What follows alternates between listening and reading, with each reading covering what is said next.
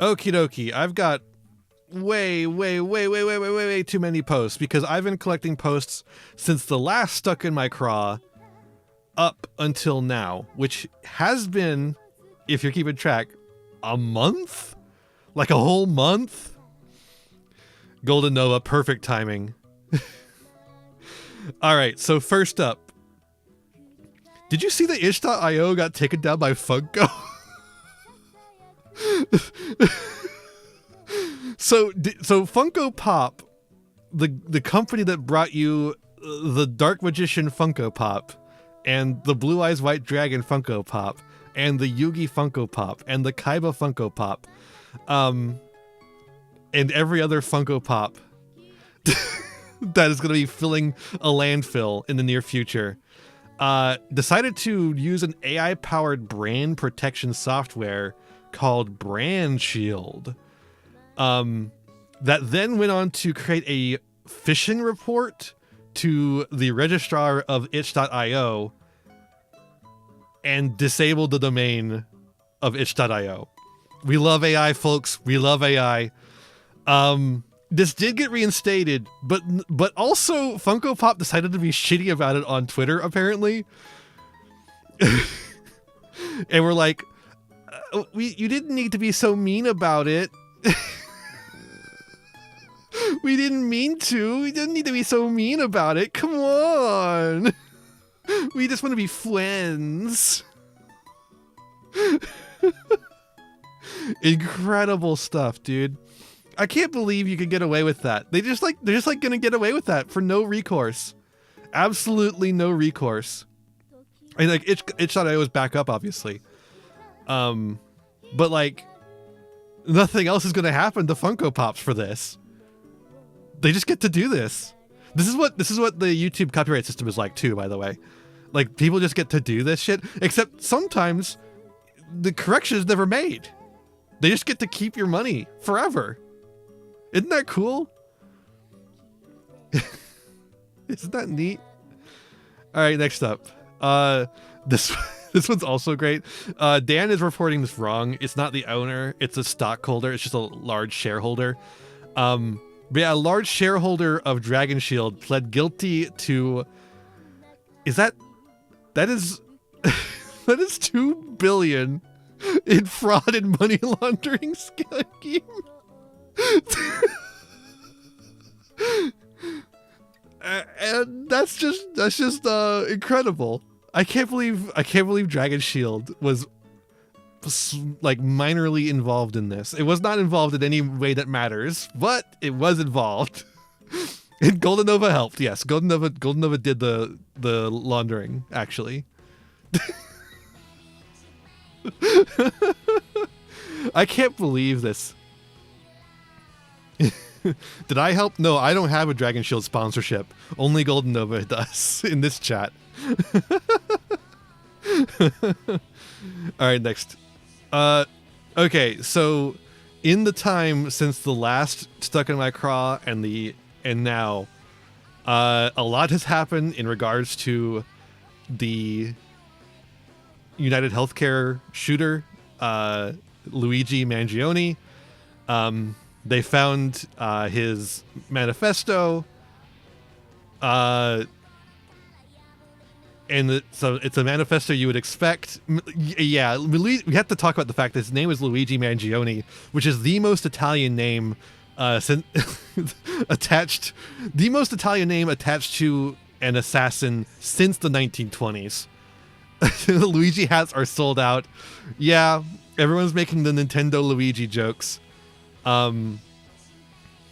We've also been looking at his internet posts, which have been fantastic.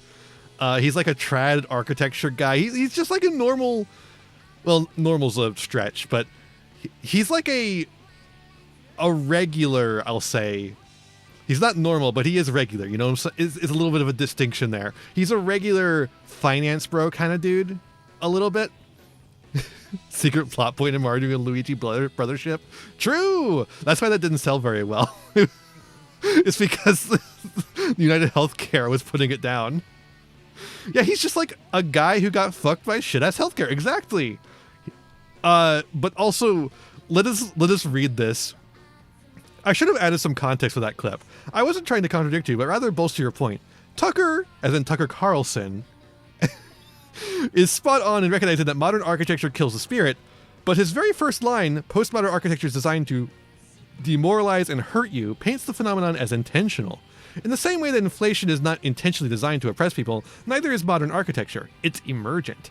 Yes, it is oppressive, but that's a fallout of selective pressures to build fast, cheap art irrespective of aesthetics. My point here is that even when people have brilliant insights, they often blatantly get the causation wrong.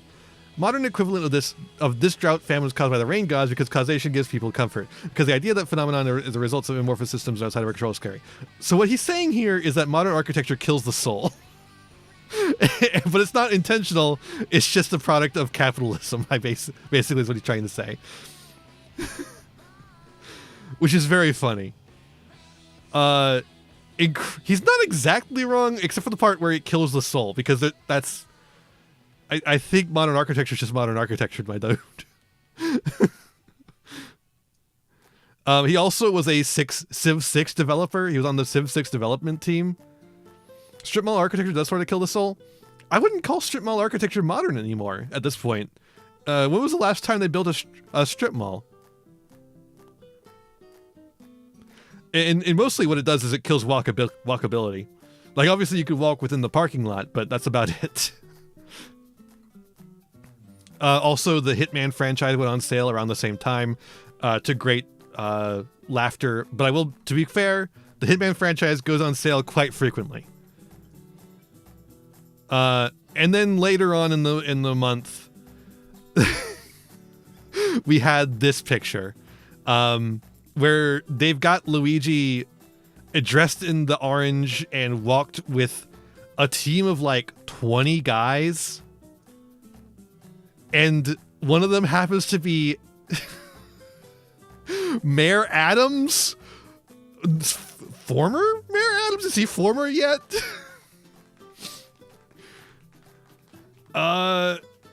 Eric Adams of New York City, disgraced fucking criminal. The most corrupt man in the history of time besides maybe Donald Trump, and that's even a maybe because he's that corrupt. Eric Adams presenting a show of force to walk this little twink. The most blatantly corrupt New York City mayor. Exactly, yeah. This is incredible. It's like, a lot of people have pointed out that it's basically like old paintings of Jesus being rounded up by the Romans. It's incredible. And also, of course, somebody pointed out, it's just this scene from Superman, from Man of Steel. It's just this scene from Man of Steel, except better lit.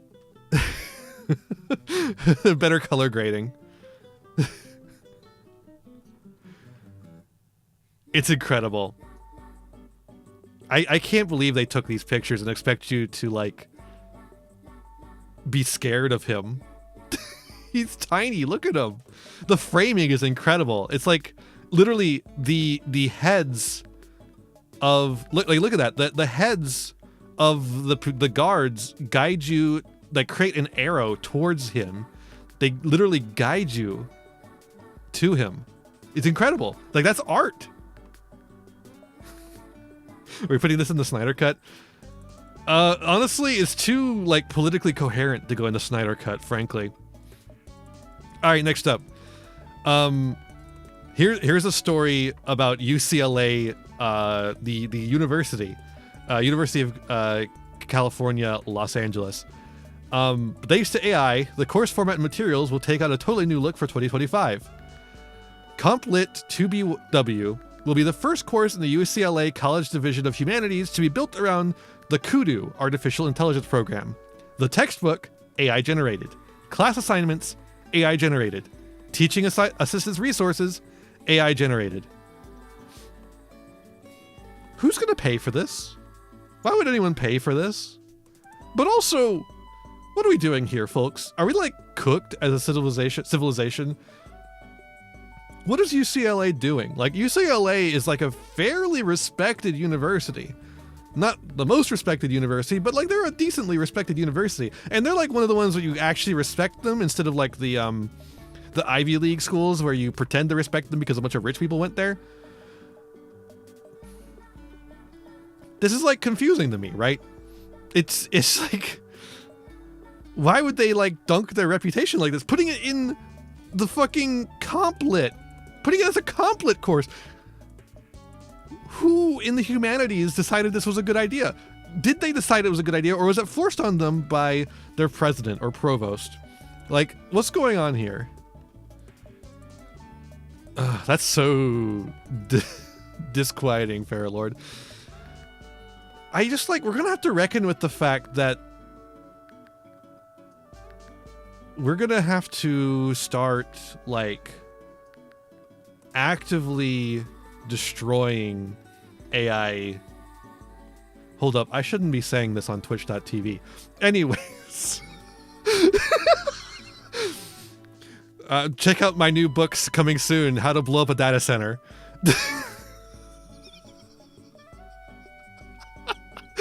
I'm feeling feisty tonight.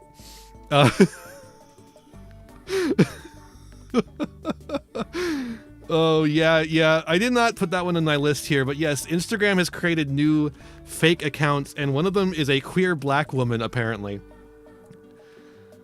Is that a how-to guide? No, it's not a how-to guide. It's an examination of the social conditions that would lead someone to do that. And it definitely doesn't tell you how to do it exactly. Just like the book, How to Blow Up a Pipeline. Did they finally pull them? That's so nice to hear that Facebook finally pulled the stupid AI accounts that they're going to flood their program with. Like, this is such a weird thing. Why does anyone use Facebook or Instagram anymore?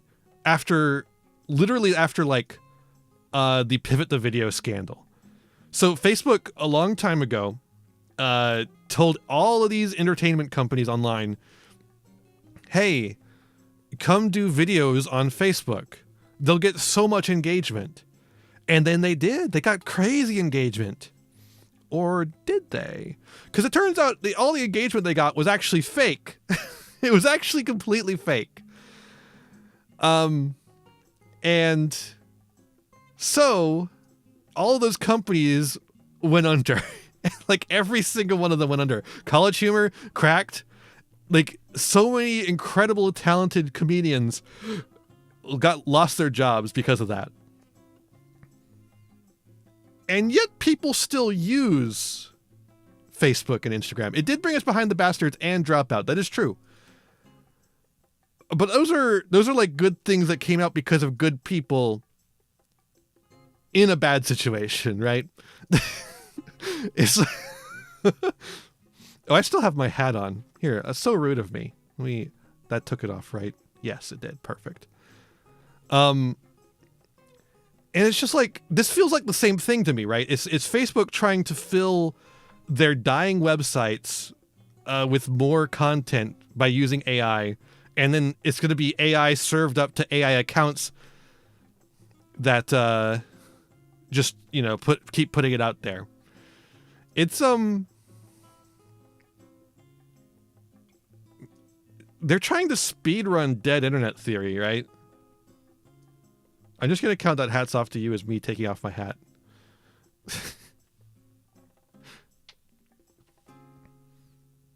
a lot of child exploitation in Facebook Reels also.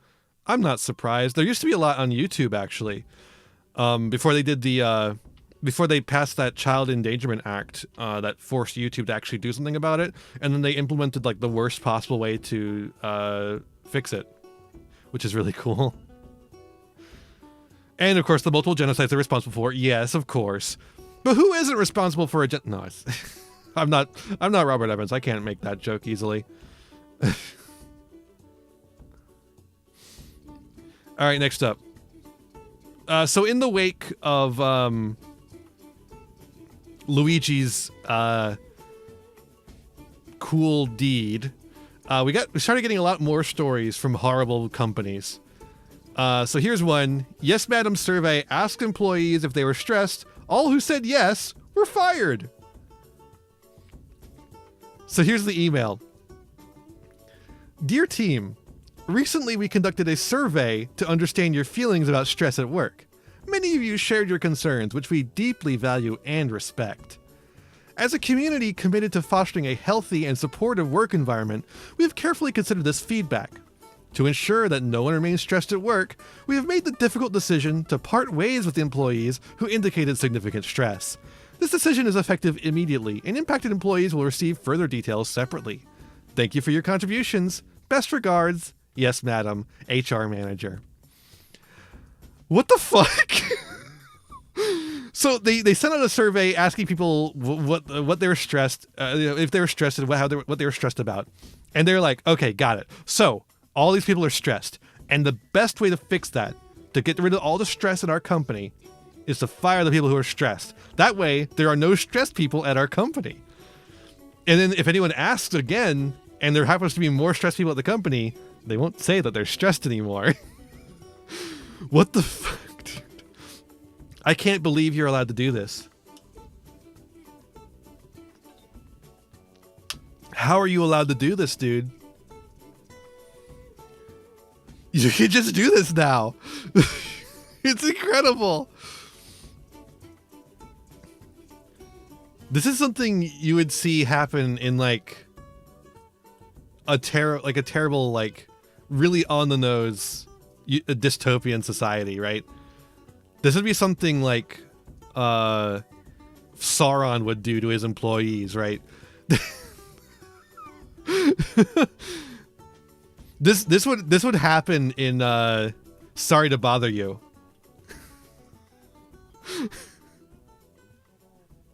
And it's just happening in real life. This isn't far from Sorry to Bother You. Yeah, exactly. Like next up, yes, Madam is going to be turning their employees into horse people.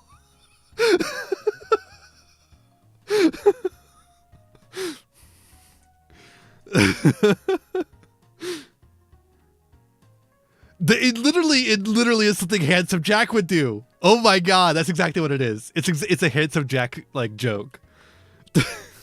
Except he would kill them instead of firing them. Holy shit. All right, next up. So this isn't like a recent development. This is from 2010. The Friendly's grilled cheese burger melt. A deluxe burger wedged between two grilled cheese sandwiches served with fries. Comes at 1,500 calories, 97 grams of fat, and a whole bunch of salt. Who cares? This thing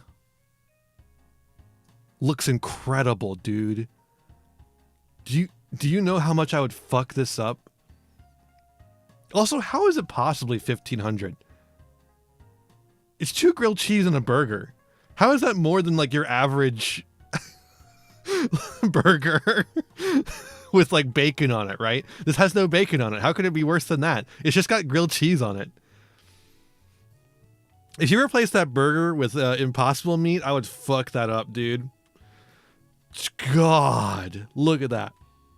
I really like a grilled cheese as a side. I think grilled cheese make really good sides.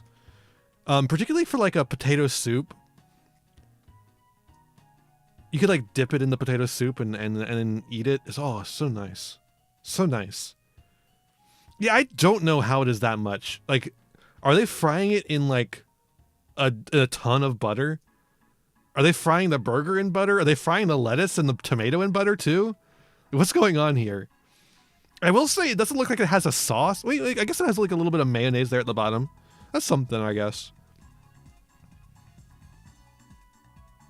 Had a delicious grilled cheese with brisket. God, okay. There was like one of the museum conferences I went to had a bunch of food trucks set up so that, you know, because it's a conference, you know. And one of the food trucks they got in was like a place that like specializes in grilled cheese. God, that was so nice. Just like different types of grilled cheese sandwiches. So nice. Lovely stuff. All right. That's our breather. Let's get back into horrifying stuff. No, come on.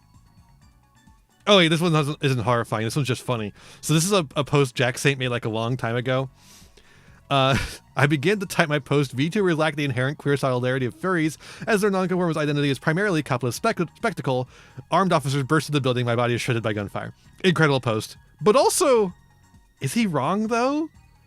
Is he wrong though? I don't think he's wrong though. VTubers, if you don't know, rip each other to shreds.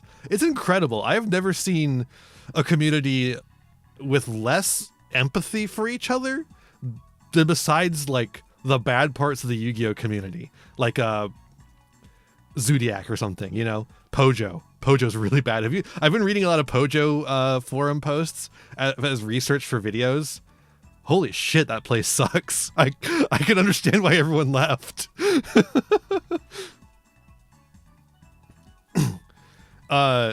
Golden Nova, you get the outside of the VTuber circles. The VTubers you hang out with don't repost the bad shit. they see other people complaining about it, like me. I see other people complaining about it, and then I don't fucking engage. They're fucking. Some VTubers out there are just like fucking little jackals. And they're out there to destroy you and everything you love. Also, some of them are like weird transphobes.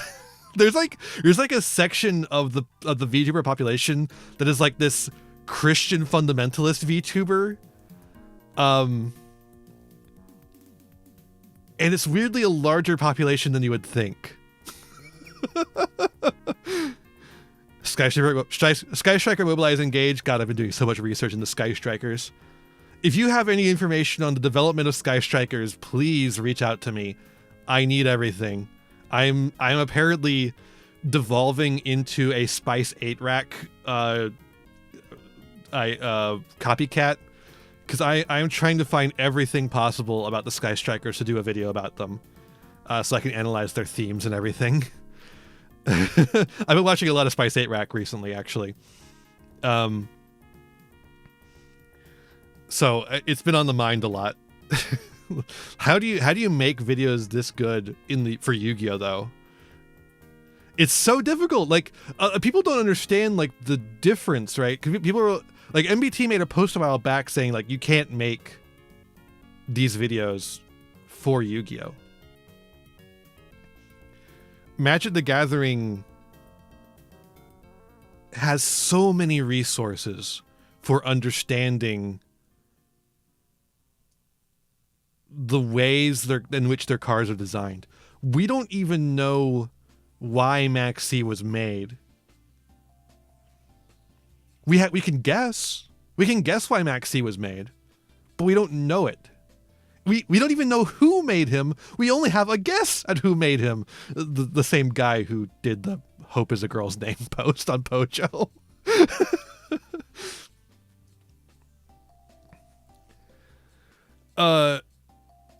So like, how the hell are we supposed to do a deep analysis of the evil swarms and their relation to eugenics, like it did for Phyrexia, like Spice 8 Rack did for Phyrexia, like. And I messed up on the pronouns because I've been watching older videos of Spice 8 Rack before the pronoun shift. Sorry about that. But yeah, that Phyrexia video is not even like the best Spice 8 Rack video. It's just like a good counterpoint. Like, I think it was like Steel Swarm, Evil Swarm are like aesthetically similar to Phyrexia. But like, what are they about? What is Evil Swarm about?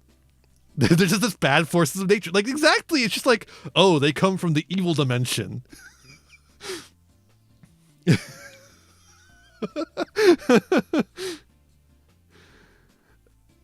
It's like they just come from the evil dimension, whereas like the Phyrexia comes from the evil dimension, but that evil dimension was made by eugenics. but like a poor understanding of eugenics as written by a Magic the Gathering writer.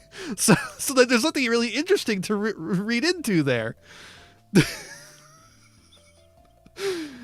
I do have like a brain jack into your brain, Golden Nova, unfortunately at this point. It's like what do you say about Shadow? Like Shadow, they just come from the evil dimension. The evil puppet dimension instead of the evil goo dimension. Like, what's going on? That's why I'm starting with Sky Striker, because Sky Striker has a whole manga dedicated to it. It actually explains quite a bit about what's going on, and actually some of the themes in the cards that do not come through in the cards whatsoever. Because every Sky Striker card is just one of the special moves that they do. Don't think about it too much. Yeah. Oh my God. Why is there so much Jewish theology in later Duel Terminal? Makes me a little uncomfortable. So like that's what I'm starting with Sky Striker, because I think Sky Striker actually has a lot of potential for this kind of analysis, but like, where do you go after that? You want me to make an analysis about Magistus? They're the only ones that also have a manga, but like...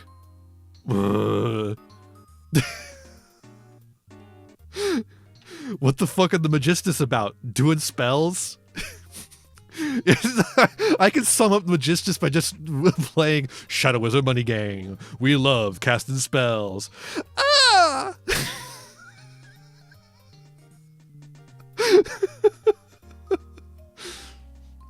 Are you the evil Satanist in Bible Black prayed to the Star of David? Oh, are you fucking kidding me? God damn it. It's supposed to be a pentagram. Just turn it upside down. And also don't add the sixth point.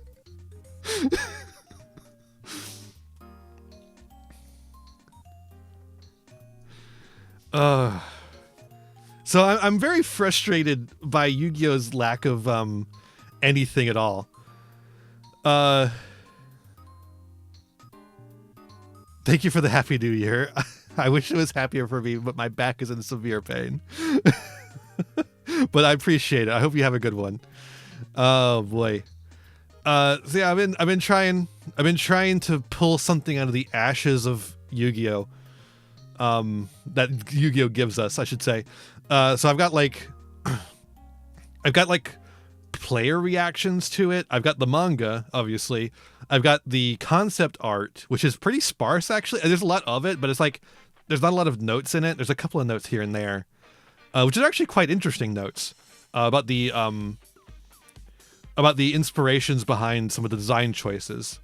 For instance, did you know that Sky Striker Ace Ray has a lot of brown in her design because the artist was craving chocolate at the time? I'm not even joking. That's what it says. That's what it says in the concept art. He just says, I have a bit of a sweet tooth. So I don't know what happened there. Like, just like straight up, I started getting 0 kbps. It just like straight up cut out. Like, not even just like the usual throttling thing, which I think was just because of the Wi-Fi, but it just straight up cut out. So I had to switch from the Ethernet to the Wi-Fi instead. I think that's what happened, or maybe it didn't actually. I don't know. Whatever it is, I fixed it for now. Hopefully, it won't fuck up again. Anyways, I think that's enough talking about my issues trying to make a Spice 8 rack video. Suffice to say, it's been rough. Let's move on. All right. So this here is Canada's Victims of Communism Monument. Now, you might be wondering what this is. Canada has this weird obsession with anti-communism, which is like slightly different than America's weird obsession with anti-communism, because Canada's anti-communism is largely influenced by Ukrainian refugees from a large period of time.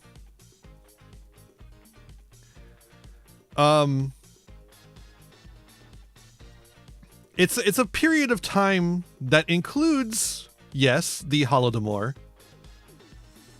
which was a genocide that happened in Ukraine in the Soviet Union, but it also includes the time frame of World War II.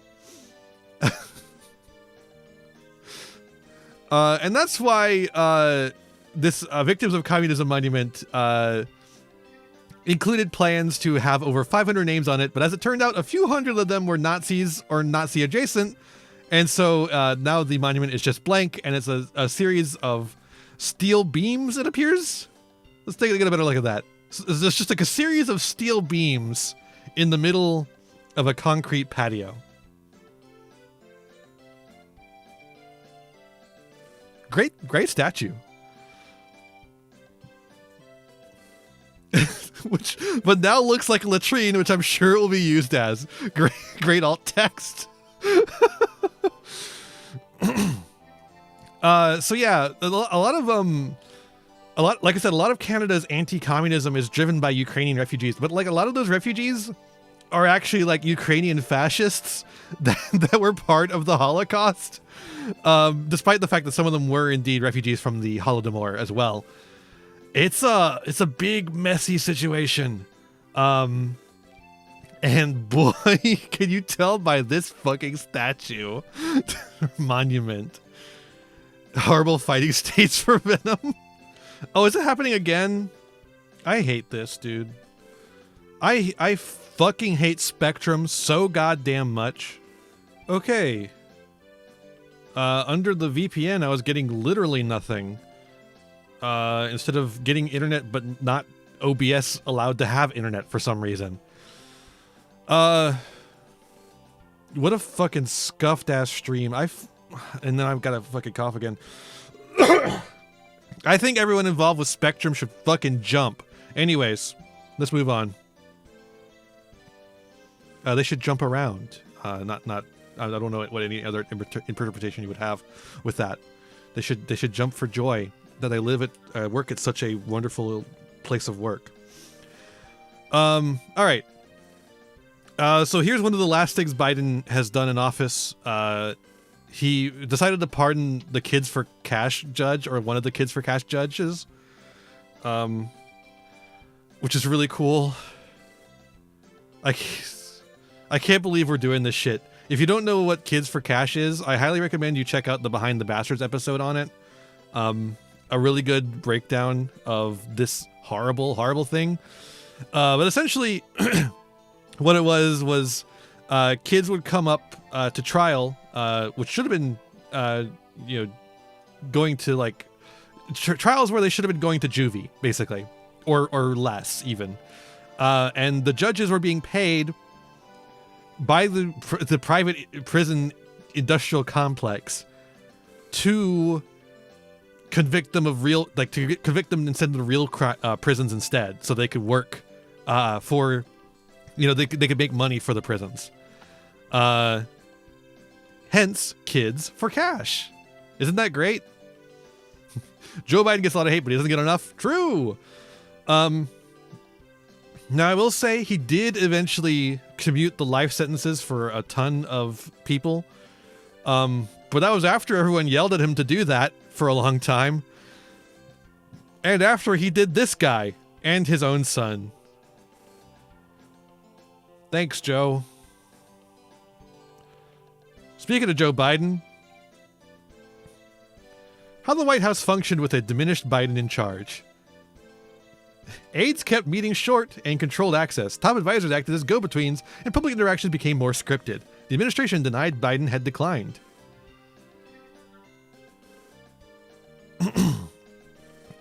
The White House denied that his schedule had been altered due to his age. If the president was having an off day, meetings would be scrapped altogether.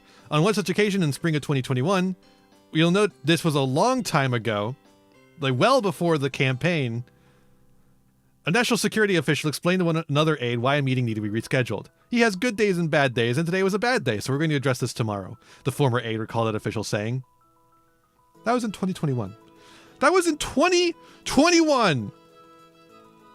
And yet, they still let him run in 2024 and in 2023.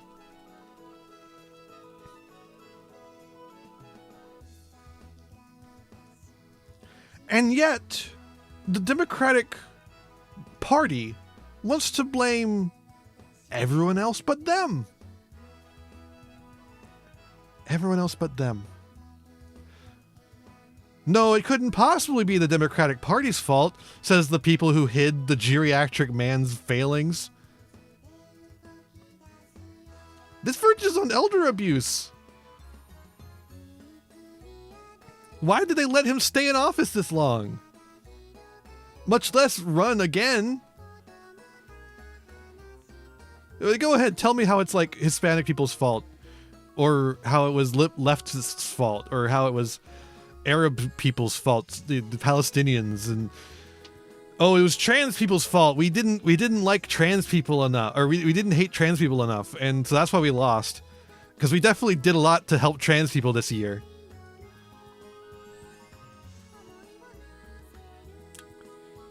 Next. Okay, here's a fun one. So the Game Awards happened. As usual, I did not stream them because I have better things to do with my time than watch the Game Awards, the game ads. But you know who doesn't have better things to do with their time? Black Myth Wukong's CEO.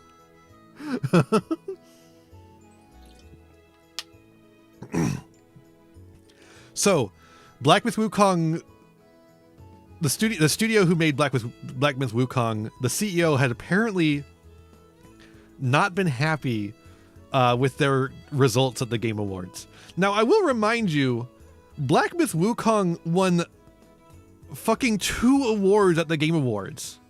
They won 2 awards at the Game Awards. They just didn't win Game of the Year. And the CEO had written a speech, an acceptance speech for the Game Awards 2 years ago. So he decided to go piss baby mad over on Weibo. Weibo is like a Chinese social media app, although it's a little bit more than that too, but mostly it's a social media app. And so he started complaining about not only did he complain about the fact he didn't get the Game of the Year award, but he also complained about the fact that about the selection criteria. Because obviously the game that won was Astrobot, and also because the guy who did the announcement for the Game of the Year did a little speech about, you know, treating employees fairly and shit like that, which actually had nothing to do with the selection process. He was just saying that next year the game that wins is going to be this, and he was like doing it aspirationally instead of. He wasn't actually literally saying the selection process for the Game of the Year award. But apparently the Black Myth Wukong Studio CEO, Game Science is the name of the company, the Game Science CEO interpreted that as the selection criteria for the Game Awards and was pissed off about it. Now, to be fair, what the game that did win the Game of the Year awards is a giant PlayStation advertisement. But also, it's a giant PlayStation advertisement that's going to prevent a studio from being laid off. So, you know, at least the people aren't going to get laid off. That's pretty neat. But yeah, this is just like another thing, another notch in the belt of Game Science's insane things. Like the fact that the Game Science guys are the ones that sent out those emails to influencers saying not to talk about feminist propaganda when you play their game. Or the one where the Black Myth Wukong CEO, studio CEO, Game Science CEO, fucking said that he was talking about like how the graphics for some game didn't make him come. That was like his like the way he said it. He's like these graphics don't make me come.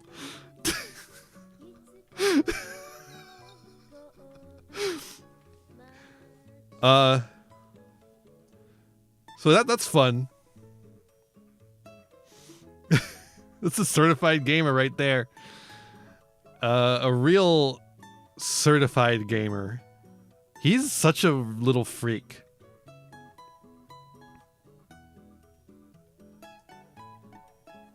Lose and get mad, they're a leaker. True. Oh God. It's so funny. Get this dude on fucking Nocturne.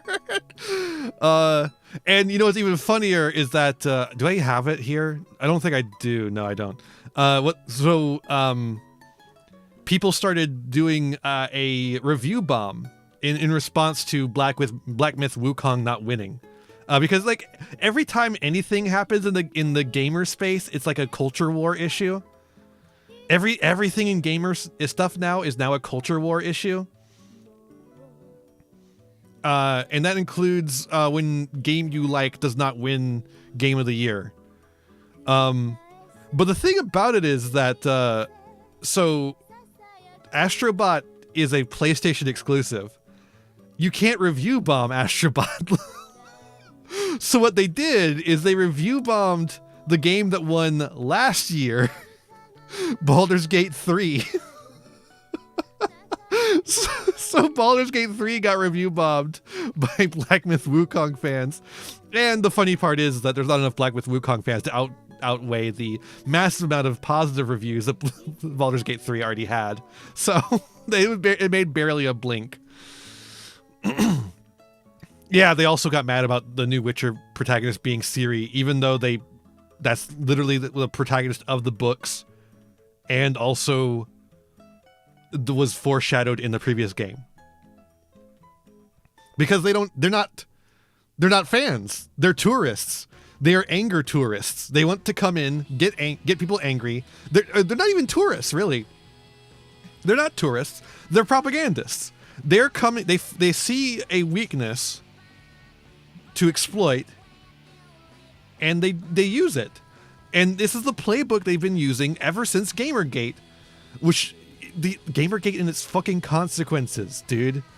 Oh, it is so frustrating that one of the stupidest things to ever happen on the internet is also one of the most influential things to ever happen in American politics and politics, maybe politics around the globe too.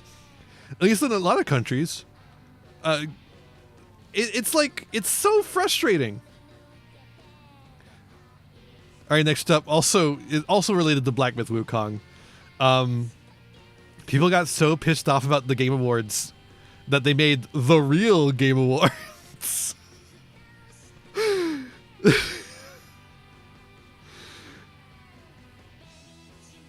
Look at this, dude. Best action game. 3 of these are good games. Best FPS. Like, come on, man. Husbando of the Year? Waifu of the Year? Birdie's Zenless Zone Zero? Wait. What is... Wait. Why is the girl from Lollipop Chainsaw on here? That game did not come out this year. What are you talking about?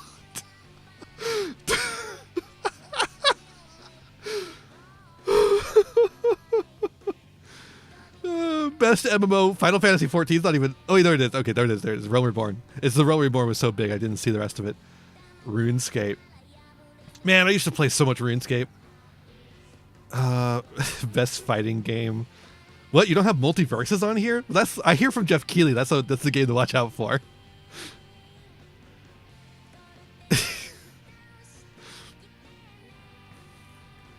Best story. Okay. Biggest cash grab? Come on. Biggest cash grab? Thanks for the follow, Music Writer. Best value. Pal World. You've got to be shitting me, dude. Pal World. Best value.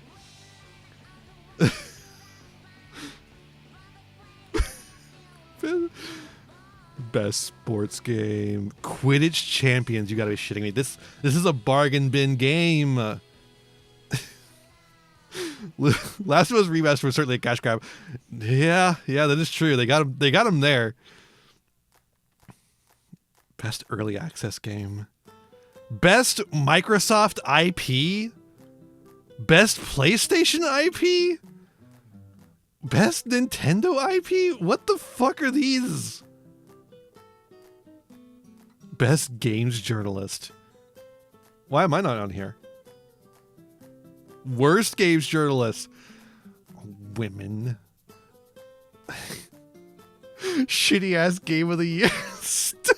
God damn. Why is Dragon Age the Veilguard on here? Because it's woke. Like, these two I get. I don't even know what Dustborn is. Jesus Christ, dude. Gamers, dude. We gotta start killing them. Alright, next up.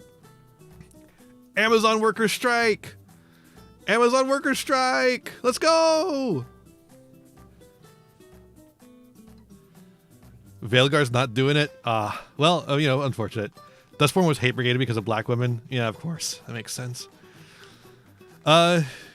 Solidarity. Solidarity forever. Solidarity forever. Solidarity forever. For the union makes us strong. I actually listened to that song right before stream. It's on my hype up playlist. So here's the NYPD, you know, helping Amazon disrupt their striking workers who are trying to unionize. They're not just striking normally. They're actually like creating a union and organizing, which is really cool. Hopefully some of these unions succeed. This is why the police union is not a real union. Do not be fooled. It is a fake union designed to destroy the working class. NYPD and strike breaking go hand in hand. Remember, folks, the Pinkertons may still exist, but this is the real Pinkertons. The Pinkertons were replaced because the police did all their duties for them now.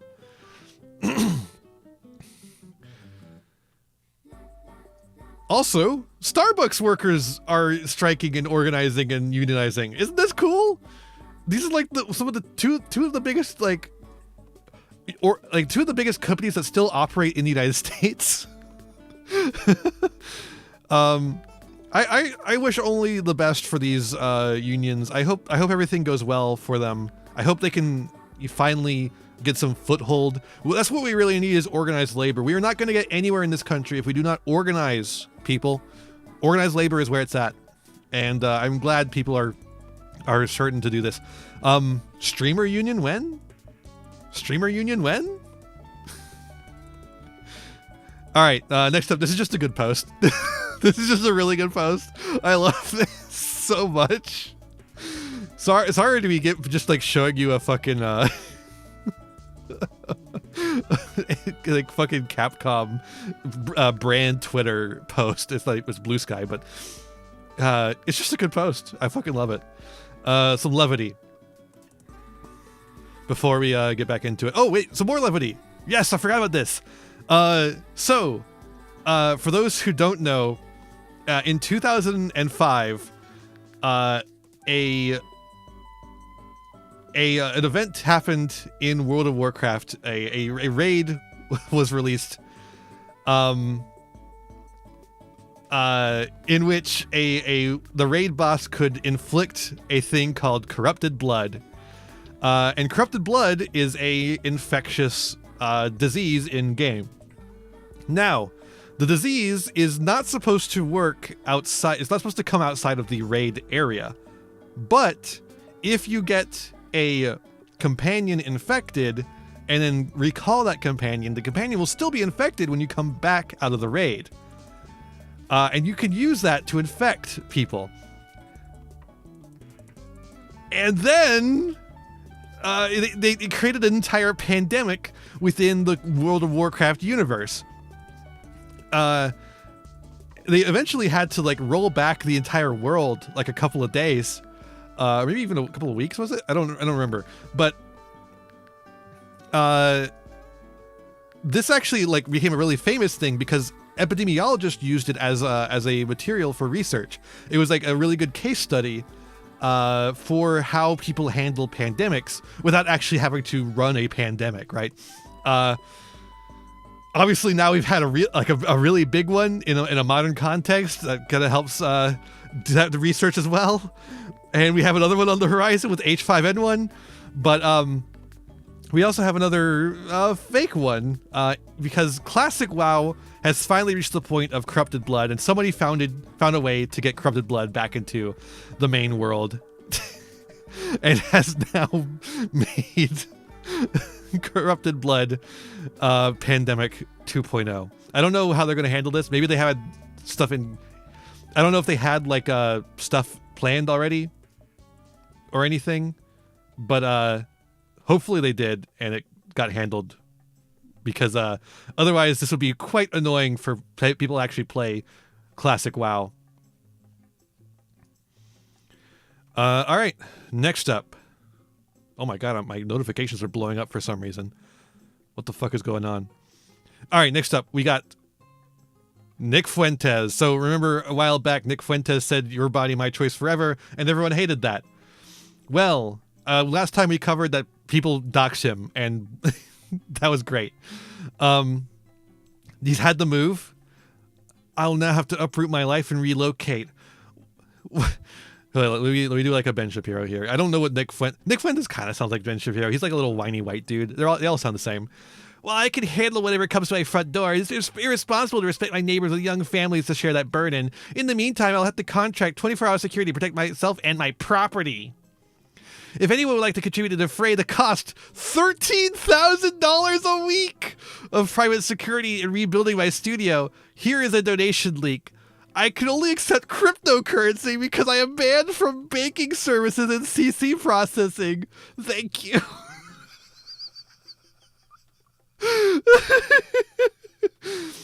The one based thing that banks have ever done is reject Nick Fuentes. Because he's a neo-Nazi.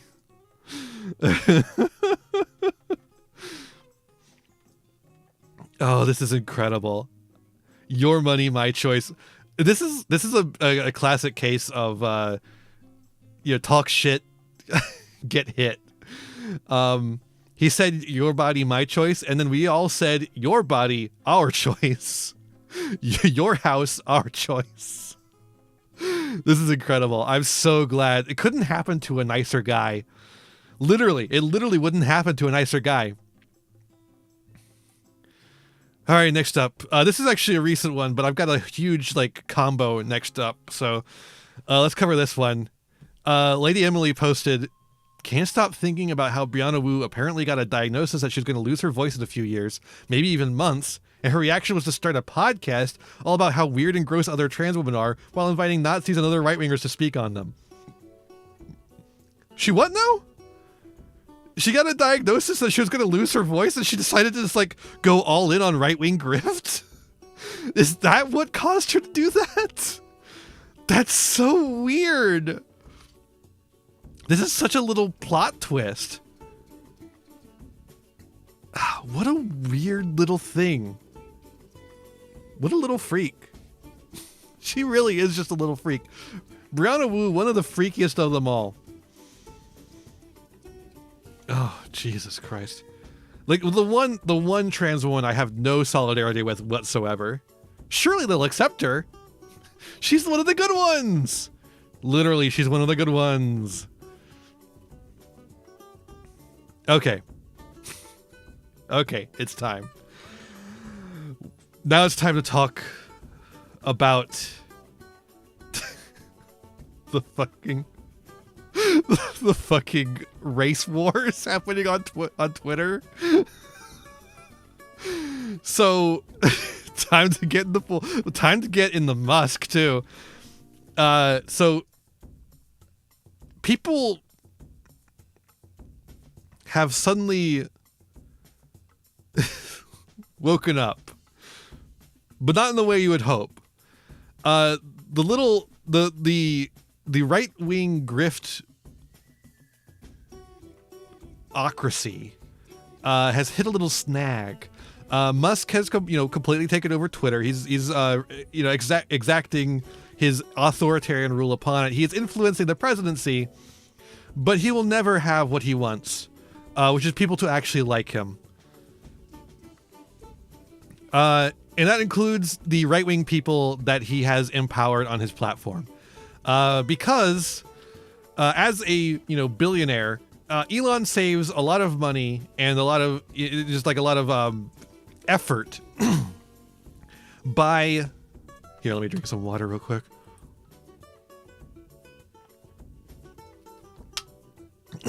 He saves a lot of money and resources by using H-1B visa recipients as his. I am not stretching. I'll hurt my back. I have tried stretching today and it hurts like hell, so I'm not going to do that. Where was I? So he uses the H-1B visas because the thing about the H-1B visas is that when you have one of those, your immigration status is entirely tied to your employer. As far as that goes, that means the employer has a lot of power over the worker, meaning they can underpay them or mistreat them or both. This is really advantageous for the rich ghouls that make up the upper crust of our society, who use a lot of racism to maintain their power. Now, unfortunately, or fortunately, I guess, it's really not a good word for this. Unfortunately for them, the racism that they foment and encourage also happens to be aimed at the people they are bringing into the country to exploit. So people, the shitty little racists over on X, the Everything app, are now attacking Elon Musk and Vivek Ramaswamy and their whole little ecosphere over the racial purity of their staff.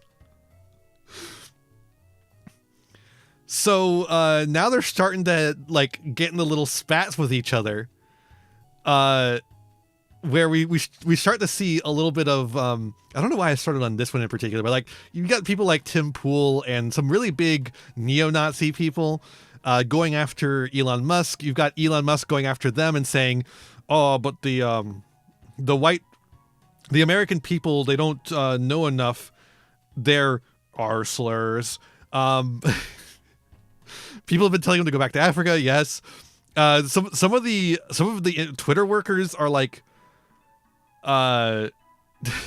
Hindu supremacists and are like, my race is out competing you.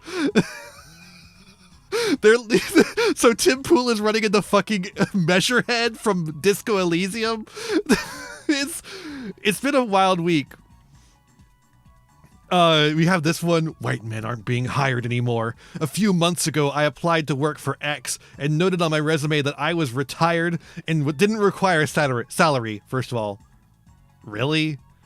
Are you that much of a fucking dumbass? I have a lot of experience as a mobile developer. Didn't even get a response. I want to work for free for you. What a fucking phoebe. And then Elon Musk just replies, "We're just dumb." Which is, I think, the one true thing he has ever said, but not about this situation. We have this. Dad came here on an H-1B visa, and I'm a beloved American, but I understand this is a complicated issue and not really about me, which is awesome stuff. Thank you, Dasha. When we deport your father, we will do so without malice.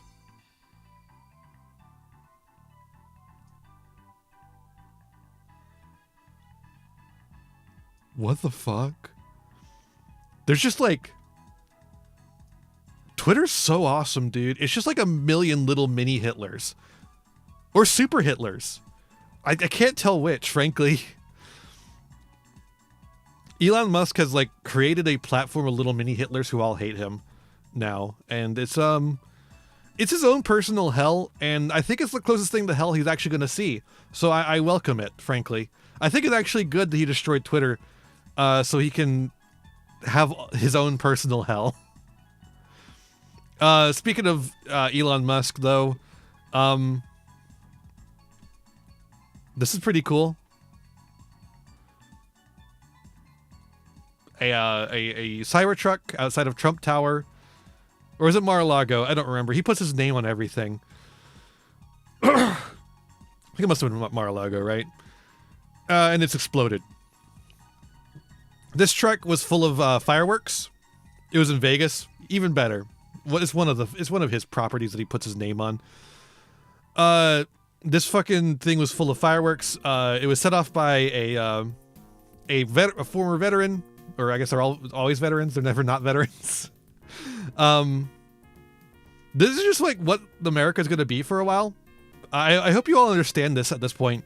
This is what America's going to be like for like a while here, until something majorly gets fixed. Especially if they close the VA. Like Donald Trump and Elon Musk keep saying they're going to do. If they end up closing the VA, this is going to be America. It's not just the years of lead in the atmosphere. It's also the fact that we we just like sent a bunch of guys into forever wars in the Middle East, and then we brought them back here and expected them to be normal.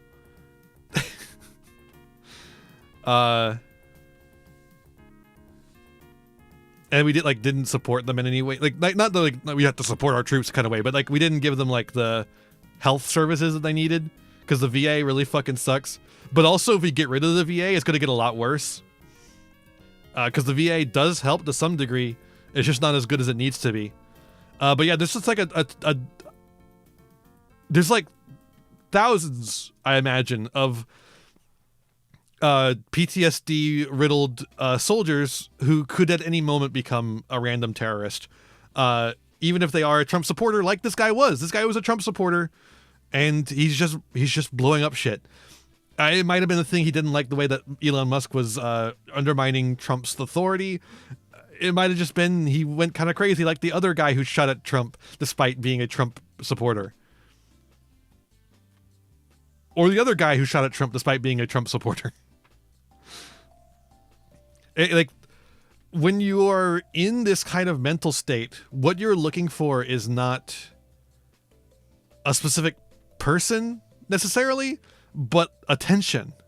You're looking to go out in the most noticeable way possible so that you are remembered for something.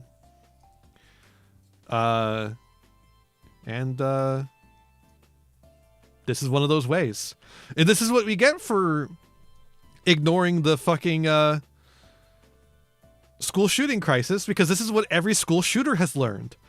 Every school shooter has learned, and every person inspired to do a school shooting learned that the easiest way to be remembered when you decide to go out in a blaze of glory is to go shoot up something.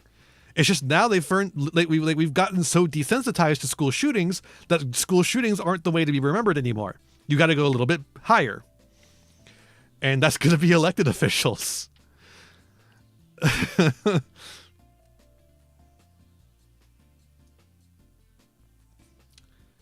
So, prepare for that. Speaking of Elon, though, Adrian Dittman's a real person. So there's like this conspiracy theory that Adrian Dittman was like not a real person and it was actually Elon Musk's as in a sock puppet account. But it turns out that Adrian Dittman is just like a German guy who moved to an English like speaking nation, and so that's why he has the same weird accent that Elon Musk does. A lot of people, like, here we have fucking Krang being like, unless I'm mistaken, all this really proves it. Who gives a shit? Who cares? It's not like Elon Musk isn't plenty annoying and pathetic as is.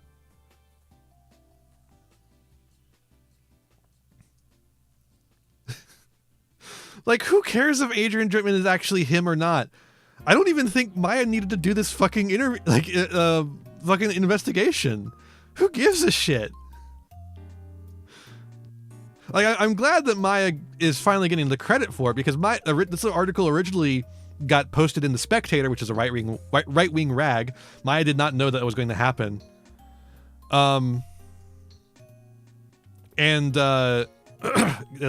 credit was like, there was no credit given, and there was a lot of missing stuff in it.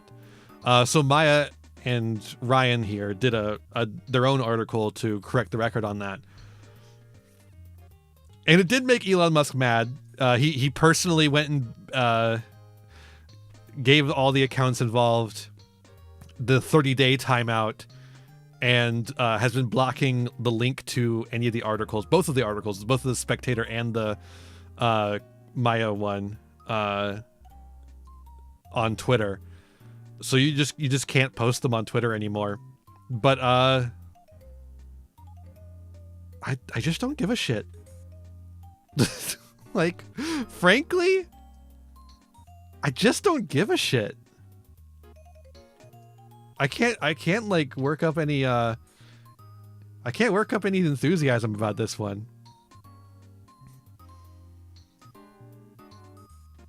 It's just kind of like it's just two sad, pathetic men.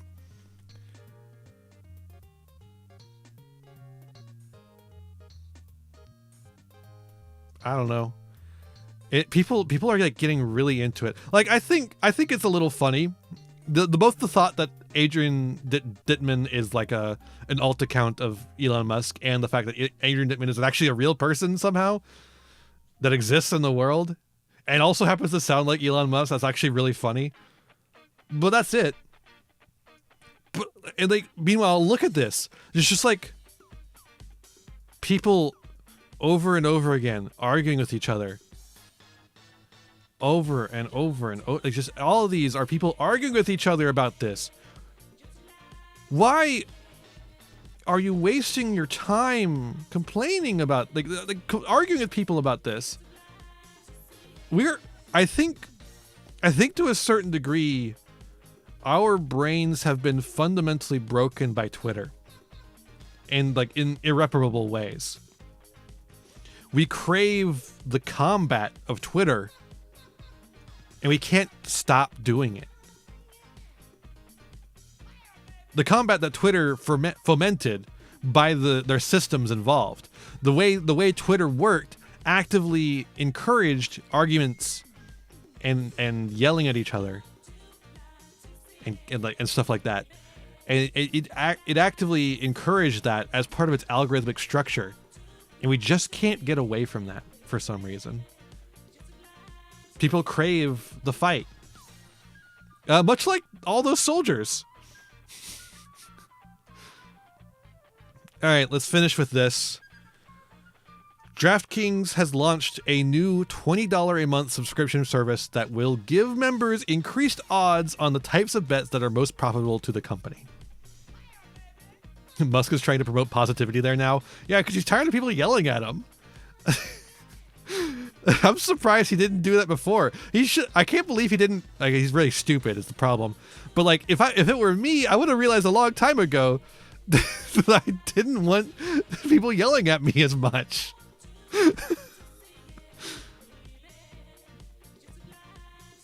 All right, so what does this mean?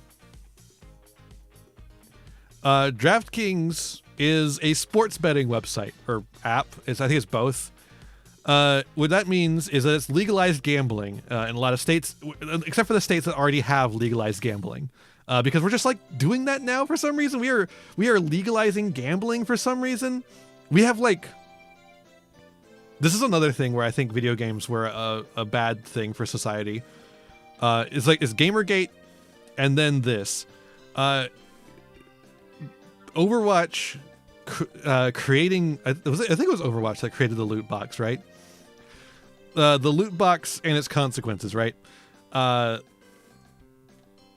course, you know, even before Overwatch, you had, I was about to say, before Overwatch, you had the mobile games that required you to pay money to get the currency to decrease the amount of time it takes for things. But like, that's not gambling. That's just paying, that's microtransactions, which is scummy in itself. But gambling, the gambling part comes from fucking loot boxes. Maple Story? It was Maple Story? That's so funny. So whatever, the loot boxes have opened the doors for gambling in a way that nothing else has.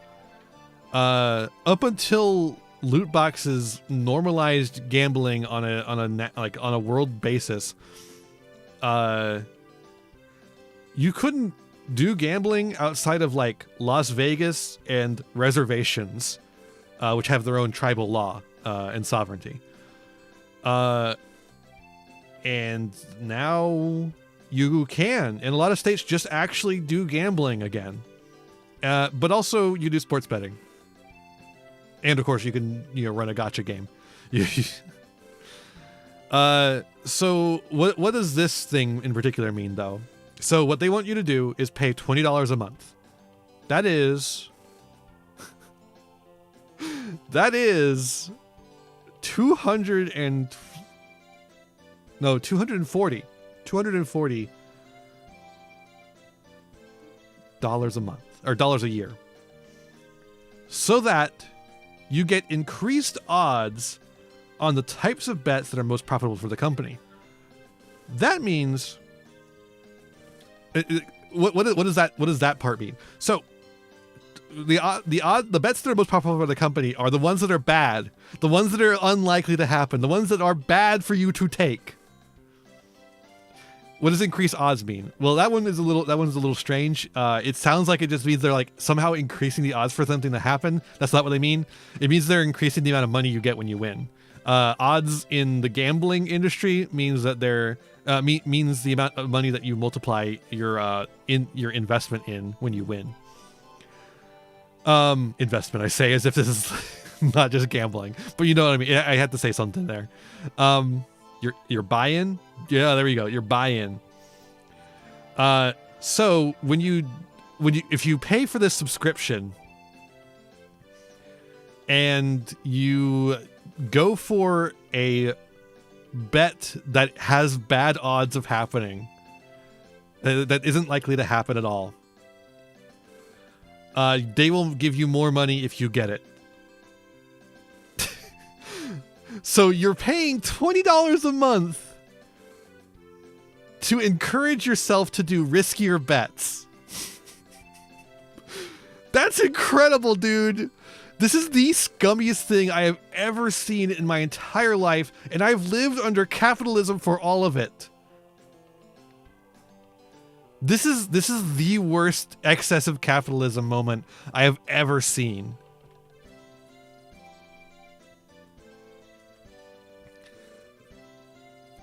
Spend money for a chance to make money. Spend money for a chance to make more money when you take a bad bet.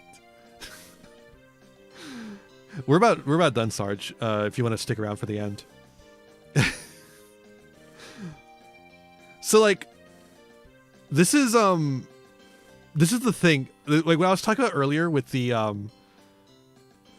all of these military guys who are traumatized from war but don't like do anything about it, and they have military training and they have a lot of anger and violence in them, or a lot of potential for violence, I should say. Not everyone, like this, it's not a guaranteed thing. It's just they have a great potentiality for violence, right?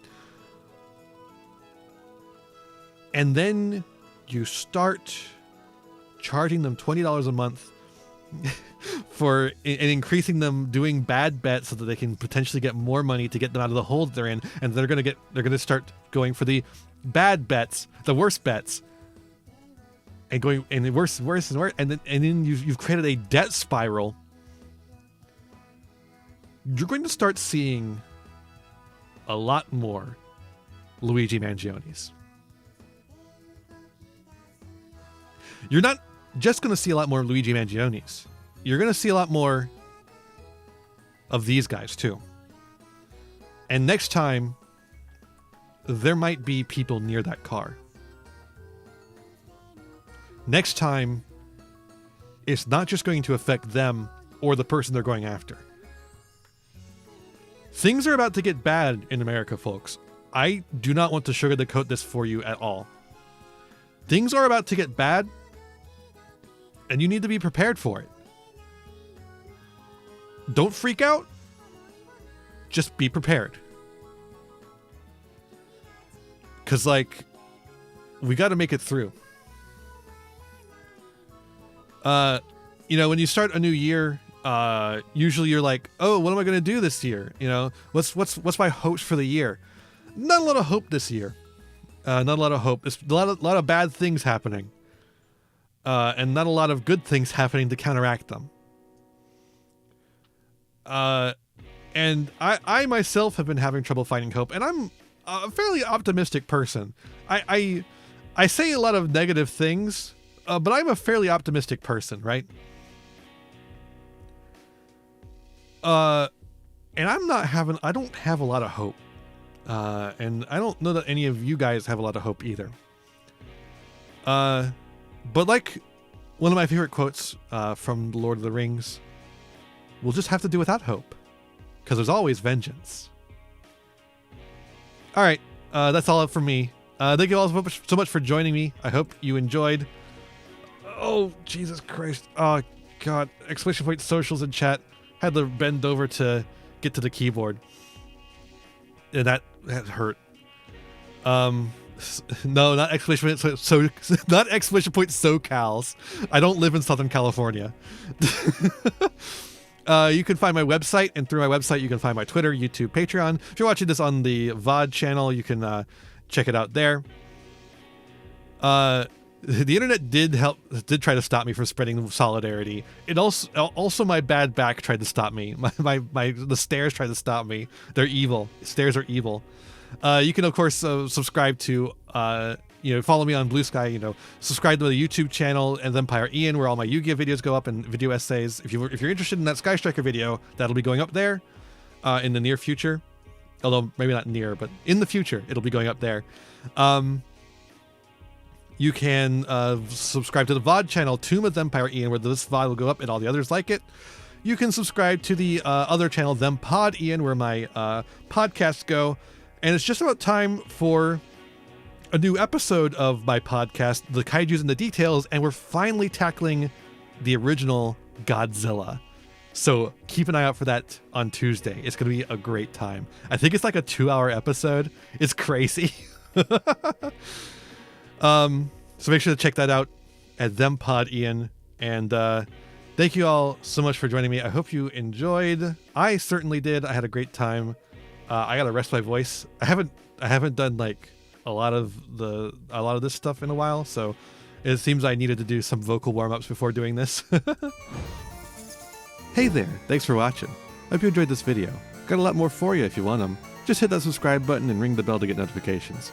I'd also appreciate if you left me a like and a comment, maybe share the video around with your friends. You can also follow me on all the usual social media sites. Just check out my website in the description below for more info. My videos are funded by my patrons and YouTube members, whose names you'll see scrolling by underneath credits here. For just $1 a month, you too could find yourself here, trapped in my end screen for all eternity. In particular, I'd like to thank Haru Hayes, Fleakill, Frog Prince Michael, Jeremy Coatney, the Almighty Ferret Lord, and Fire Mizumi. A big thanks to all my other patrons and unto my little community as a whole. Remember to be kind to yourselves, be kind to others, and have a wonderful whatever time it is for you. Bye-bye!